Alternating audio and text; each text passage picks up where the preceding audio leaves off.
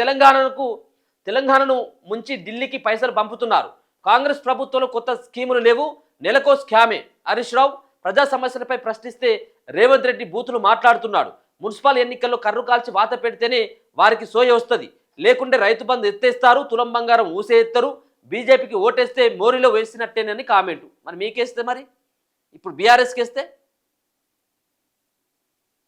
వాళ్ళకేస్తేనో మూసిలో వేసినట్టు, వీళ్ళకేస్తేనేమో పథకాలు అమలు కావు. ఇక ఉన్నది మీరే.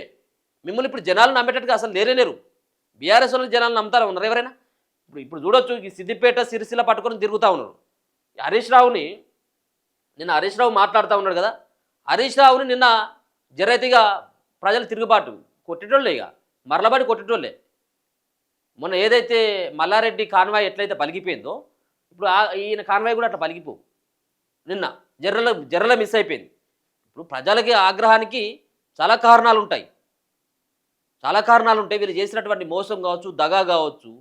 ఈ భూ నిర్వాసితులు ఎవరైతే ఉన్నారో, మల్లన్న సాగర్ సంబంధించినటువంటి భూ నిర్వాసితులు గజ్వేల్లో, నేను గజ్వేల్లో ప్రచారానికి పోతే హరీష్ రావుని తరిమి కొట్టి అక్కడి నుంచి ఇక వెనక్కి వచ్చిన ప్రచారాన్ని కూడా పోలే. ఇక ఆడ ఉన్నట్టు అయితే ఇక దెబ్బలు తప్పే అనుకున్నాడో, లేకపోతే ఉంటే వాళ్ళ తిరుగుబాటు తప్పదు అనుకున్నాడు ఏమో, కానీ మొత్తానికి అక్కడి నుంచి బయటపడ్డాడు ఏదో రకంగా. ఇక మళ్ళీ అటు చూస్తాడు, మల్లన్న సాగర్లో భూములు కోల్పోయినటువంటి రైతులకి అన్యాయం చేసినటువంటి చరిత్ర కదా బీఆర్ఎస్ది. ఒకసారి ఆయన మాట్లాడుతూ ఉన్నాడు కాబట్టి అది కూడా మనం కంటిన్యూగా చేద్దాం. నిన్న హరీష్ రావు ఇగో, అన్యాయం చేసిన హరీష్ మా కాలనీకి రావద్దు. ఇగో నిన్న పెద్ద ఎత్తున కూడా జనాలంతా కూడా రోడ్డు మీదకి వచ్చి ఆయన కాన్వాయ్ని అడ్డుకున్నారు.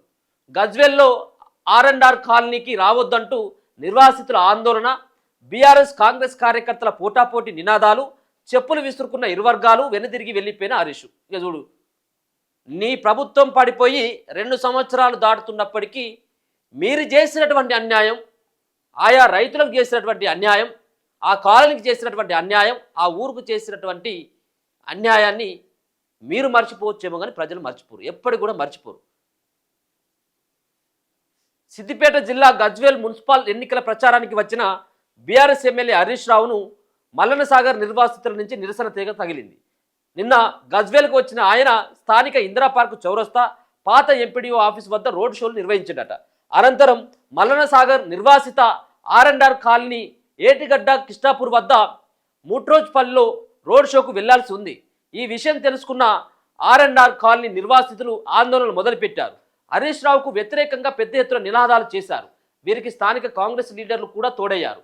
వారికి పోటీగా బీఆర్ఎస్ లీడర్లు కూడా నినాదాలు చేయడంతో ఉద్రిక్తత పరిస్థితి ఏర్పడ్డది. ఈ క్రమంలో ఒకరిపై ఒకరు చెప్పులు సైతం విసురుకున్నారు. హరీష్ రావు మాకు తీవ్ర అన్యాయం చేసిండు, ఇచ్చిన హామీలను అమలు చేయకుండానే మమ్మలను బలవంతంగా ఊర్ల నుంచి వెళ్ళగొట్టిండు. Harish Rao down go back, మాకు అన్యాయం చేసిన ఆయన మా కాలనీకి రావద్దు అంటూ నినాదాలు చేశారు. పరిస్థితి ఉద్రిక్తంగా మారడంతో పోలీసులు కల్పించుకొని ఇరు వర్గాలను చెదరగొట్టారు. విషయం తెలుసుకున్న హరీష్ తన ప్రచార కార్యక్రమాన్ని రద్దు చేసుకొని R&R కాలనీకి రాకుండానే వెనక్కి వెళ్ళిపోయింది. ఇది బీఆర్ఎస్ వాళ్ళ పార్టీ పరిస్థితి, బీఆర్ఎస్ నేతల యొక్క తీరు. మొత్తం ఊర్లని అన్ని కూడా మొత్తం మల్లన్న సాగర్లో ముంచేసారు. వీళ్ళకి ఎవరైనా నష్టపరిహారం ఏమైనా గొప్పగా ఇచ్చినట్టు ఏమీ లేదు. రోడ్డున పడేసి మళ్ళా నంగనాచలాగా వీళ్ళు వస్తూ ఉన్నారు. ఎవరు? బీఆర్ఎస్ వాళ్ళు. జనాల యొక్క వాళ్ళ కోపం ఇంకా తగ్గలేదు. కేసీఆర్ను దింపినా తగ్గలేదు, గుండు సున్నాకు ఎంపీ ఎన్నికల్లో పరిమితం చేసినా తగ్గదు. ఒకటా రెండా మీరు చేసినటువంటి వ్యవహారాలు ఎవరికి వాడుగా దోచుకున్నారు కదా తెలంగాణ అంతా కూడా.